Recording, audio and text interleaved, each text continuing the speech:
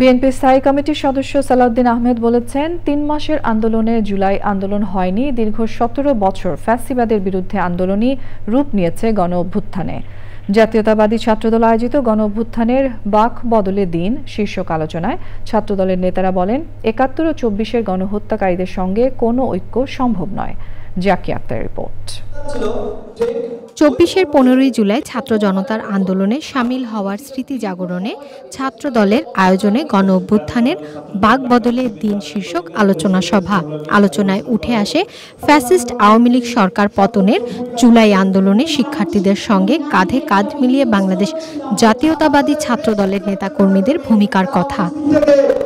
আলোচনায় ছাত্র ইউনিয়ন, ছাত্র অধিকার পরিষদ, ইসলামী ছাত্র আন্দোলন, গণতান্ত্রিক ছাত্র সংসদ সহ বিভিন্ন সামাজিক ও সাংস্কৃতিক সংগঠনের নেতৃবৃন্দরা অংশ নেন। ছাত্রদলের নেতারা বলেন, জুলাই অভ্যুত্থানের ১ বছর হওয়া সত্ত্বেও নিষিদ্ধ ছাত্র সংগঠন ছাত্রলীগের বিচার করতে ব্যর্থ হয়েছে অন্তর্বর্তী সরকার। কোনো গোষ্ঠী যদি জুলাই আন্দোলন নিয়ে একক ষড়যন্ত্র চালায়, তা কোনোভাবে মেনে নেবে না ছাত্রদল। এই ১ বছরে আমরা দেখতে পাইনি আমাদের কোনো শহীদের বিচার হয়েছে, আমরা দেখতে পাইনি বৈষম্যহীন সমাজ ব্যবস্থা গড়ে উঠেছে, আমরা দেখতে পাইনি আমাদের যেসব ভাইরা এখনো নির্মম নির্যাতনের শিকার হয়ে অসুস্থ অবস্থায় হাসপাতালে বিছানায় পড়ে আছেন, তাদের সুস্থ চিকিৎসার ব্যবস্থা হয়েছে। আমরা সহ্য করতে শিখেছি, কিন্তু এই সহ্যের যদি সীমা সেরে যায় এবং যদি এ ধরনের রাজনৈতিক শিষ্টাচার বহির্ভূত কর্মকাণ্ড অব্যাহত রাখে, ছাত্রদল বসে থাকবে না।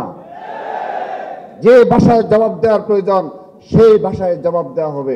মিথ্যা অপপ্রচার চালিয়ে বিএনপিকে ছোট করে নির্বাচনকে দীর্ঘায়িত ও বানচাল করার নীল নকশা শুরু হয়েছে মন্তব্য করে বিএনপির নেতা সালাউদ্দিন আহমেদ বলেন, সব ছাত্র সংগঠনকে আবার ঐক্যবদ্ধ হয়ে এই অপশক্তির বিরুদ্ধে আন্দোলন করতে হবে।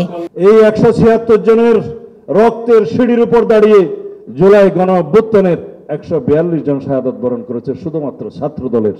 এই রক্তদানকে যারা কলঙ্কিত করার চেষ্টা করছে, যারা গণতান্ত্রিক শক্তিগুলোর মধ্যে ফাটল ধরানোর চেষ্টা করছে, যারা বিভিন্ন রকমের ঘটনায় বিএনপি সহ অন্যান্য দলের শীর্ষ নেতৃবৃন্দদের নামে কোৎসা রটানোর চেষ্টা করছে, বিভিন্ন রকমের স্লোগানের মধ্য দিয়ে বিভক্তির চেষ্টা করছে জাতির মধ্য দিয়ে, তারা ফ্যাসিবাদের আগমনকে বোধহয় স্বাগতম জানায়।